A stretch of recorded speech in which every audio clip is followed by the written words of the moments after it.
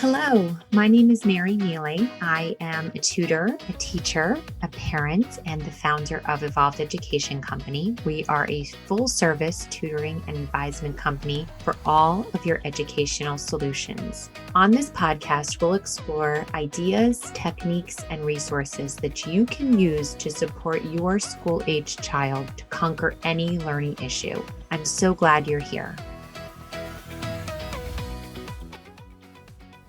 Hello, and welcome to the June edition of the Evolved Education Podcast.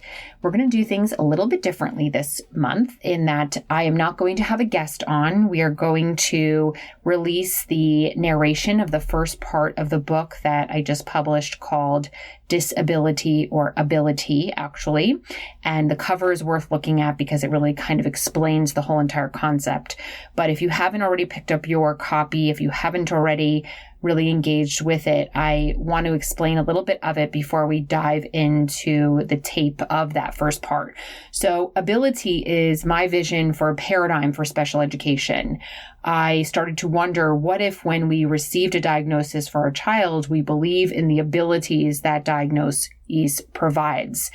And I believed that this was something important to explore because I found in my conversation with Mark and Amy Alter in January on this very podcast that we still hadn't really actualized our absolute potential within what's possible for kids in the special education systems. And I think a large part of that is because we don't believe that kids with diagnoses have the abilities that they have. And it really prevents us from moving more quickly through the treatments that are available to those students. It also limits the treatments that are available to those students by not engaging with those students in a belief-forward manner, meaning if a student has ADHD, we're not asking that student, hey, what's working for you? What can we learn from you as a field in order to serve you better as a learner? And the reason that that's not always coming about is because we're not believing so strongly that when a child is diagnosed with ADHD, that they have something to contribute. In fact, our belief system is usually that we need to help them. We need to support them.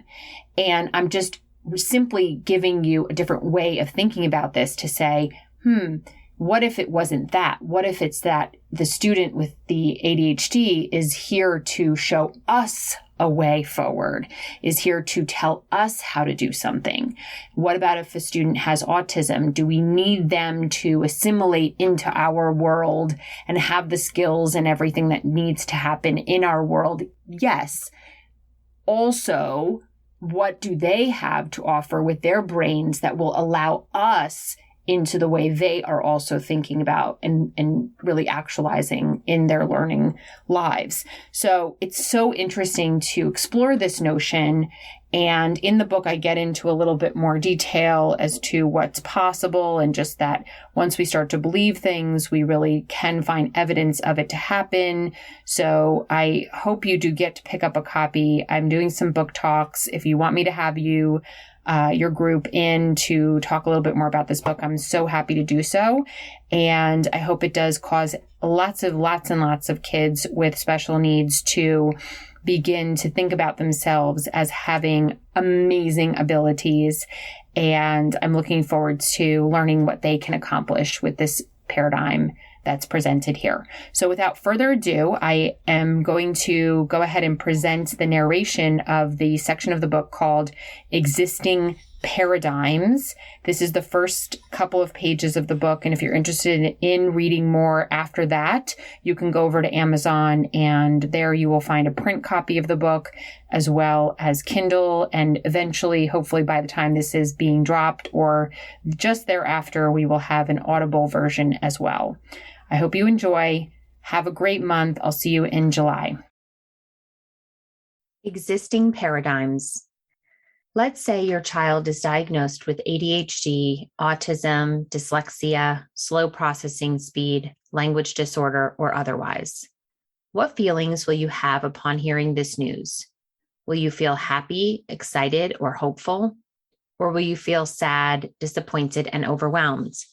Will you immediately begin to work through a plan that enables your child to develop and learn?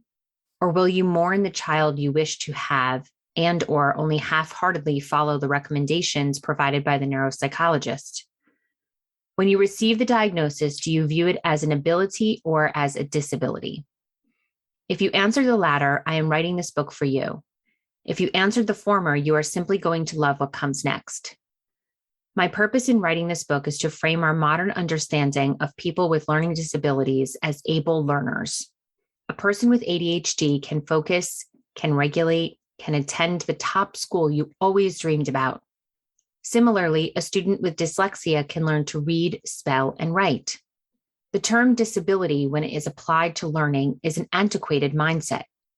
Not only can most people with a classification of a disability do the very activity they are said not to be able to perform due to modern advancements in our education and medical fields, but they also have civic strengths and gifts because they have the condition. For most of us, the way we view our children with a disability causes pain.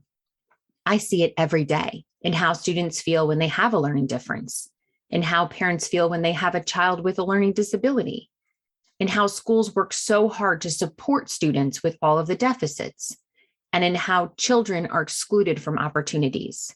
I created this book to explore a paradigm shift. This notion will challenge the way we think about kids with disabilities. If you do not have time to go one step further in reading or listening to this book, the idea is simple. Write down the word disability or get it into your mind. Take the biggest, boldest marker you have and cross out the letters DIS. You are left with ability. And this is how I want you to think about your child. This one small shift, I believe, has the power to change lives.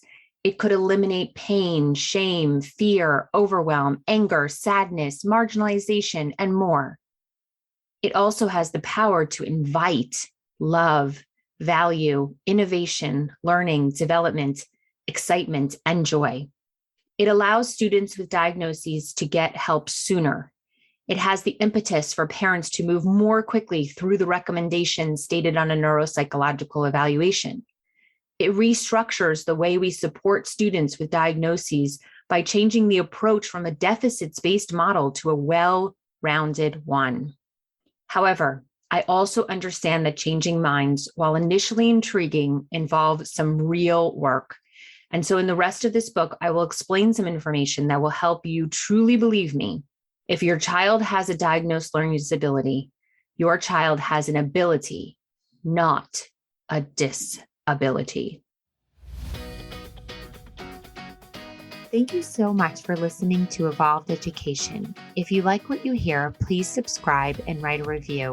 You can send us any and all educational questions to hello@evolveded.com, and we'll try to address it in our upcoming episodes. That's evolveded, evolveded.com. To learn more about how we can support you, go to evolveded.com and book a complimentary 15-minute phone call with us. Are you a professional educator? You can join our teaching school membership platform to gain support and engage in a community interested in learning together. Click on the link in our show notes to learn more.